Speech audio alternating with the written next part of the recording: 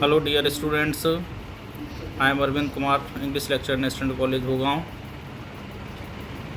Previous days I have taught you the first poem, Character of a Happy Life, with central idea and explanation.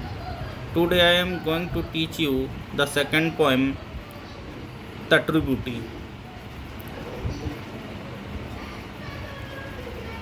True beauty कविता इस समय मेरे पास book नहीं है, मैं आपको उसकी कुछ लाइन्स करता हूँ कोशिश बोलने की। तो पहले जो पोएम फुल पोएम है वो इस तरह से है।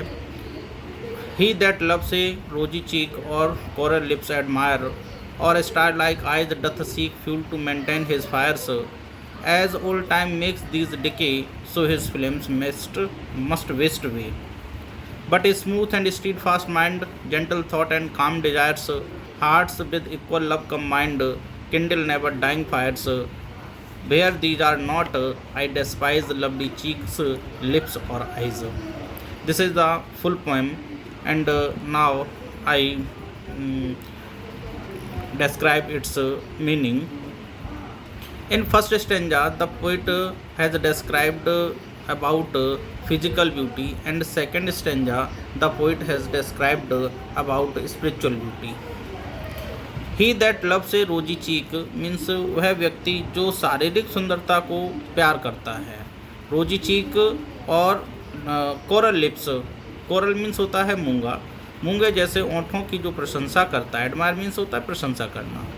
और star like eyes doth seek fuel to maintain his fires, अथवा जो व्यक्ति सितारे जैसी आँखों को देख करके अपनी प्रेमाग्नि को जलाए रखने के लिए ईंधन प्राप्त करता है, लेकिन जब ये शारीरिक सौंदर्य नष्ट हो जाता है, कवि आगे कहता है कि as old time makes this decay means जब बीतता हुआ समय इस शारीरिक सौंदर्य को नष्ट कर देता है, so his flames must waste way, तब उसकी वह प्रेमाग्नि, यहाँ पर जो वर्ड दिया हुआ है flames, flame means love feelings, claim of love, उसका वह प्रेम मस्ट वेस्ट वे नष्ट हो जाता है।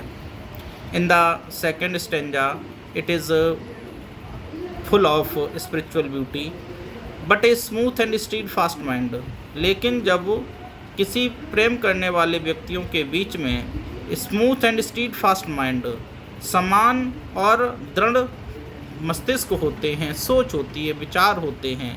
जेंटल थॉट एंड काम डिजायर्स, जेंटल मीन्स मधुर, अच्छे, सुंदर, सुंदर विचार होते हैं। एंड काम डिजायर्स, शांत इच्छाएँ होती हैं। Hearts with equal love combined, तो ये चीज़ें क्या करती हैं, दो प्रेम करने वालों के हृदयों को समान प्रेम से जोड़ देती हैं।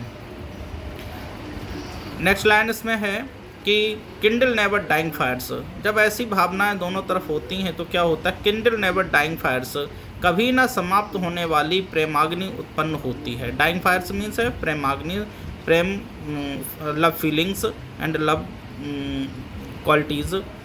सो where these are not, next line, where these are not, कभी कहता है कि जहाँ पर ये नहीं होती, यानी कि जिस प्रेम में ये नहीं होती हैं, क्या नहीं होती हैं, smooth and stead fast mind, gentle thought and काम डिजायर्स नहीं होती हैं। वेयर आई डेस्पाइज, वहाँ पर मैं घृणा करता हूँ। लवली चीक्स, लिप्स और आइज, मैं उन सुंदर गालों और ओंठों और आँखों से मैं घृणा करता हूँ। This is the second poem and I have try to explain it in simple words. Even if you do not understand about the meaning of the poem, so you query us and I explain it again. Thank you. Keep watching.